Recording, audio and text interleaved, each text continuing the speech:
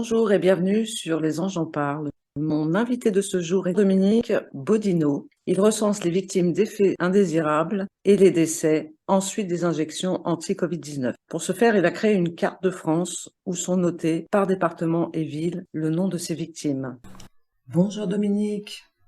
Bonjour, j'ai créé cette carte à la suite du fait que ma fille aînée de 46 ans, Karine Bodino, est décédée le 4 janvier 2022 à la suite de ces 3 injections de Moderna, en l'occurrence, que j'habite en Corse et quand je suis rentré, loin de tout, j'ai réfléchi quelques jours, j'ai essayé de trouver des solutions, pourquoi, comment. Une fois que je me suis fait mon opinion sur le fait que c'était effectivement à cause de ça et je me suis dit, il n'y a plus rien à faire pour ma fille, on va essayer de voir ce qu'on peut faire pour aider les autres. Donc, j'ai envisagé le 1er février 2023 de créer une carte. Au départ, je l'avais appelée interactive, mais ça n'a pas vraiment grand-chose d'interactif. Mais disons que ça permet aux gens de s'enregistrer, de témoigner et de surtout exprimer la colère éventuelle qu'ils peuvent avoir et avoir un suivi de l'avancement de leur pathologie et de savoir comment, pour les familles qui ont perdu quelqu'un, de savoir comment ça s'est passé. Pour la question pratique, comment faire pour intégrer quelqu'un sur votre carte ou pour se référencer tout seul? Est-ce qu'il faut vous Alors, contacter? Comment ça se passe exactement? en fait, je reste le seul intermédiaire entre la victime ou la famille de victime et D'accord. l'inscription sur la carte. J'ai un ami qui s'occupe de l'inclusion sur la carte parce que c'est des choses techniques que pour l'instant je ne suis pas en mesure de faire. C'est moi qui donne les directives en disant voilà, telle personne, son dossier est complet, je te l'envoie, il faut la mettre. Mais la personne qui veut être sur la carte, il suffit qu'elle me contacte soit par Facebook, soit par email, soit par le site où il y a mes coordonnées. Et là, il y a le questionnaire qui est en ligne sur des fichiers doc Word. Il suffit de le remplir. Il y a des questionnaires tout simples, rien de médical. Et juste après, il y a juste un assentiment manuscrit comme quoi tout ce qui est inscrit est authentique et avec la liberté de le publier. Et puis une photo qui reste impérative parce que je considère que c'est un argument important pour la crédibilité du témoignage. Voilà, ça passe par moi dans tous les cas et il n'y a pas d'autre intermédiaire. D'accord. Et quel est le nom de votre site? Le nom du site, c'est Victimes des effets secondaires avec des tirets entre chaque mot. Après, vous aurez sans doute en commentaire de cette vidéo le lien qui est possible. Et il y a 2 liens. Il y a un lien court et un lien complet que vous pourrez cliquer pour vous rendre sur la carte. Ça concerne la métropole et également les départements d'outre-mer. Mais pour l'instant, je n'ai pas de vrai contact avec l'outre-mer. Ça m'intéresserait d'avoir des gens des territoires loin de la métropole et du continent, puisque moi-même étant en Corse, on est bien obligé de parler de continent. Je suis assez volontaire pour que les gens viennent témoigner de partout dans le monde du moment qu'ils sont français et qui sont en effet indésirables ou familles de victimes. Voilà. D'accord. Cette carte à long terme, que pensez-vous qu'elle pourra avoir comme effet?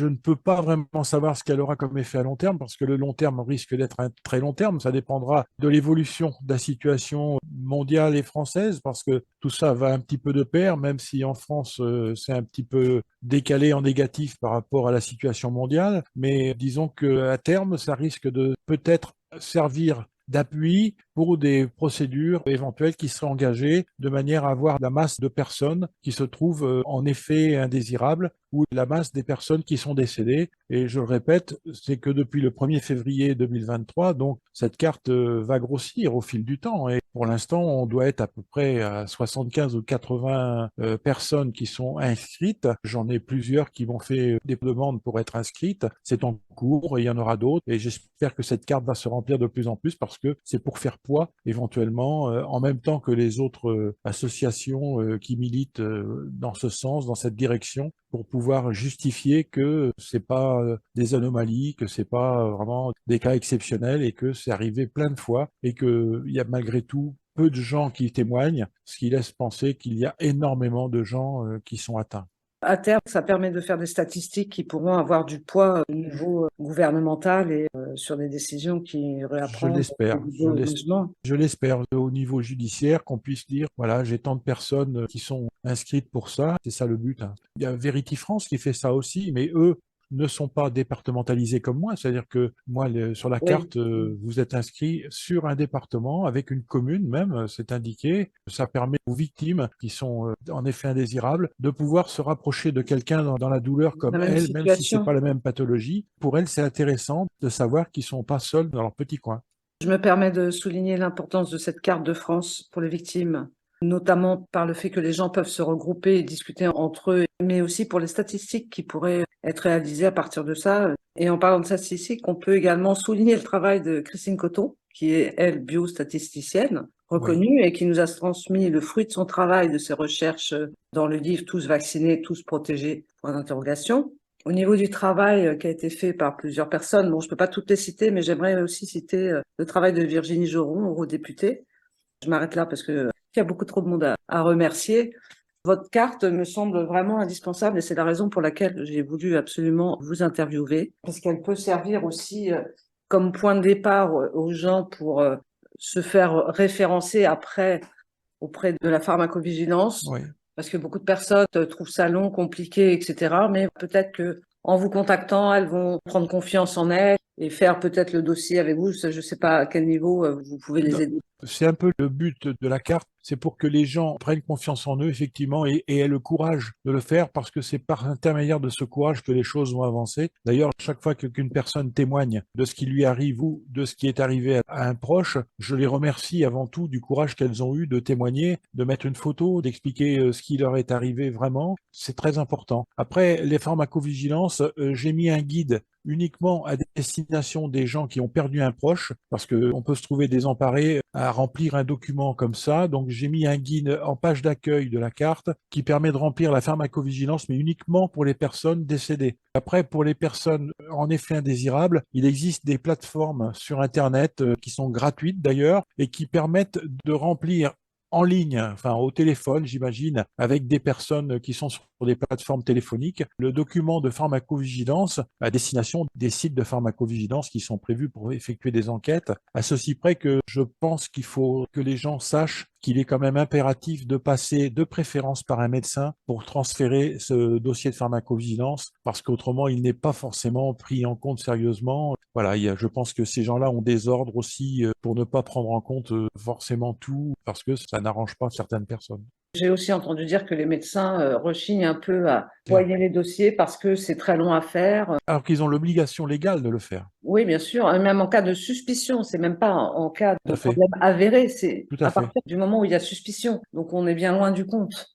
Oui, c'est vrai. C'est peut-être pour ça aussi que les gens ne veulent pas passer par leur médecin parce qu'ils ont peur de se faire rabrouer. C'est vrai que moi j'ai la chance d'avoir un médecin formidable, donc je parle en connaissance de cause. Bon, après, si vous voulez, c'est par lui que ça va passer, là. D'accord. C'est pas vous qui avez des effets indésirables, il s'agit de votre fille. Oui, c'est ça. Même dans ce cas, il faut passer par la pharmacovigilance. Oui, parce qu'elle est décédée, c'est pas normal qu'elle décède alors que 2 minutes avant, elle était en pleine forme et 2 minutes après, caillot de sang partout, thrombose et AVC massif et en 2 minutes, elle est morte. Donc, je ne connais pas de situation où on puisse mourir de thrombose et d'AVC massif en si peu de temps, alors que 2 minutes avant, l'examen radiologique qu'on a fait indique qu'il n'y avait aucun caillot dans le foie.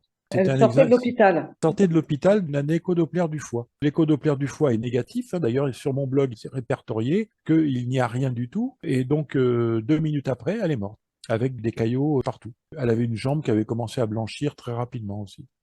Elle avait quel âge? Excusez-moi. 46 ans. 46 ans. Oui, elle était jeune. Je suis désolée pour vous, pour votre famille. Non, mais La famille est une victime collatérale. ben voilà. Il faut que les gens se sentent pas tout seuls. Justement, j'ai pris le parti, comme je dis, de peut-être de juguler ma colère en faisant ce que je fais, parce que autrement, je me serais transformé en personne irascible.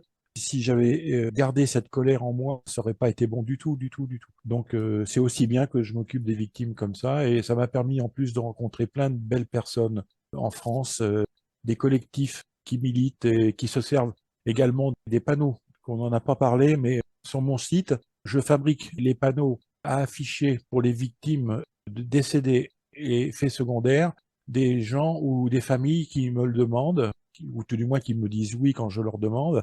Et donc, je fournis ce genre d'affiches D'accord. partout en France aux collectifs qui en ont besoin pour expliquer qu'il y a des gens qui meurent, il y a des gens qui sont dans des maladies graves et vraiment très graves pour certains. et que ça peut arriver à n'importe qui dès lors qu'il a reçu les injections anti-Covid. Après, c'est juste pour ouvrir l'esprit des gens qui sont un peu dans le déni ou beaucoup dans le déni, parce qu'il y en a encore beaucoup en France, voilà. Oui, c'est difficile, et surtout quand c'est le corps scientifique qui nous dit de nous vacciner, parce qu'on a confiance, fait Tout à confiance aux fait. blouses blanches, aux gens qui sont des sachants par rapport à nous. Oui, Donc c'est c'est exactement difficile ça. d'admettre ça, oui. Mm. C'est exactement ça. J'ai vu également que vous faisiez partie d'un collectif Oui, familial. enfin, c'est un collectif, on va dire, c'est un regroupement de gens qui ont subi les mêmes pertes, c'est-à-dire qu'on est une douzaine de parents qui ont perdu un enfant et qui est mort dans les conditions identiques à ma fille, c'est-à-dire qui sont morts à la suite des injections. Certains, c'était la première injection. Et ma fille étant la plus âgée de 46 ans et la plus jeune d'entre elles a 16 ans. Les deux plus jeunes ont 16, 17 ans. C'est vraiment des enfants qui ne sont pas rentrés dans la vie, qui sont morts à cause de ça. Et ça, c'est absolument inqualifiable. Voilà, c'est inqualifiable. Je comprends. C'est des familles qui se soutiennent dans le deuil. Ils ont eu la gentillesse de m'accueillir quand je suis arrivé, comment dire, avec le statut de père d'enfants disparus. Et c'est vrai que j'ai été bien accueilli par beaucoup d'entre eux et on est devenus forcément amis. Ça nous a rapprochés. Voilà, Bien on a sûr. perdu un enfant et donc j'ai créé. Alors c'est un collectif, c'est un bien grand mot. C'est un collectif qui n'a d'intérêt que pour les 12 personnes que nous sommes.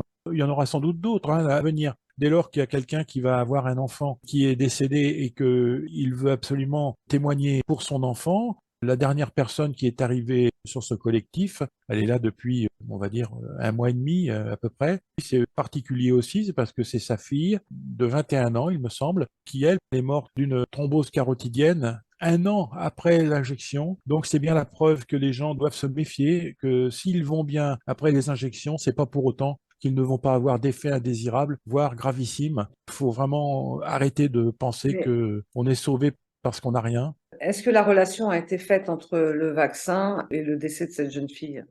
Oui, oui, oui, oui, c'est en cours, comme beaucoup d'entre nous. Mais là, je crois que le concernant, ce nouvel ami, parce qu'on est, on est amis aussi, je crois qu'il m'a dit qu'il avait eu une attestation médicale qui avait attesté que justement c'était en relation. Il me semble que c'est lui. Je sais que dans les 12 personnes que nous sommes, il y en a au moins deux que la relation a été validée, mais je ne saurais pas le certifier. J'ai Je- vu dans la presse que 72 victimes d'effets indésirables ont été Oui, indemnisées. Il y a d'espoir. De faire oui, référencer sur votre carte, c'est important parce que oui, oui. Et éventuellement, un jour, vous pourrez tous vous réunir pour faire des demandes oui, je sais. collectives. C'est plus la voie ouverte pour dire n'hésitez pas à entamer des procédures, c'est possible. Si ça peut ouvrir la voie à certaines personnes, Ça peut être important pour les gens qui ont des maladies invalidantes. il y en a beaucoup, oui, Ces personnes-là ont peut-être besoin d'avoir une indemnisation. oui, sans aucun doute. Alors, est-ce que vous voulez dire quelque chose pour conclure cette vidéo? Je peux faire un appel pour les gens qui sont outre-mer et qui connaissent des collectifs qui s'occupent des victimes des faits indésirables ou des familles qui ont perdu un proche, pour les inciter à figurer sur la carte parce que ça pourrait être un point important parce que les départements d'outre-mer ou des collectivités françaises qui sont encore vierges de toute inscription. Alors j'espère que de leur côté, ils ont quand même des possibilités qui vont fonctionner parce que c'est quand même le but au final, hein. Mais s'ils en ont pas, ben voilà, qu'ils prennent contact avec moi, il n'y a pas de problème. D'accord, donc on mettra votre mail au moins pour Ben, le que... mail est sur la carte déjà. Par mail, on peut me contacter. Je m'attache beaucoup à parler avec les gens pour voir si je peux les aider de quelconque manière que ce soit ou préciser certaines choses. Je donne assez facilement mon numéro de téléphone. Si les gens me contactent et m'expliquent quelque chose de cohérent par rapport à ce qui leur arrive, bien évidemment, je vais les contacter par téléphone s'ils acceptent de me parler. Et puis après, on voit ensemble comment on peut faire avancer les choses. Et on peut aussi préciser qu'en Belgique, il y a également une carte qui... Exactement. On a un ami, Marc Girombeau, qui a perdu sa fille Jennifer, 42 ans. Elle est morte le 8 avril 2022. Donc ça fait moins d'un an et demi. On va terminer cette capsule. Si vous connaissez des victimes, n'hésitez pas Oui, à leur proposer d'être intégrés ou d'intégrer leurs proches décédés. oui, C'est important pour tout, obtenir des réponses à ce qui tout à s'est fait. passé. J'ai peut-être Oui. une dernière chose, Elisabeth, à vous dire. Je suis en relation depuis quelques mois avec un monsieur qui fait un travail formidable avec plusieurs autres personnes, puisqu'ils sont en association. dans le département 03, dans l'Allier, que vous connaissez peut-être. Effectivement, je crois que vous avez fait une émission les concernant. C'est effectivement Mélanie Mathieu. et Mathieu? Voilà, je voudrais préciser que ces gens-là sont vraiment à fond dans leur combat et que on n'est pas du tout en opposition, bien au contraire, qu'on est plutôt complémentaires. On s'entend très très bien. J'incite les victimes à adhérer à leur association parce qu'il y a des échanges importants entre victimes qui permettent de solutionner certains problèmes. Il y a certaines victimes qui sont sur le canal de discussion sur WhatsApp et qui donc ont trouvé certaines solutions à leurs soucis. Donc j'incite les victimes de rejoindre l'association de Mathieu et de Mélanie. Voilà, ça s'appelle AAVIC Team, TEAM 03. C'est très facile à retrouver. Ou si vous ne savez pas, vous me contactez par mail sur la carte, puis je vous donnerai le lien directement. Merci beaucoup. Je rajouterai le lien vers l'association. Oui, parce qu'ils font vraiment un gros boulot. Merci d'avoir écouté cette vidéo jusqu'au bout et à bientôt sur Les Anges en parlent.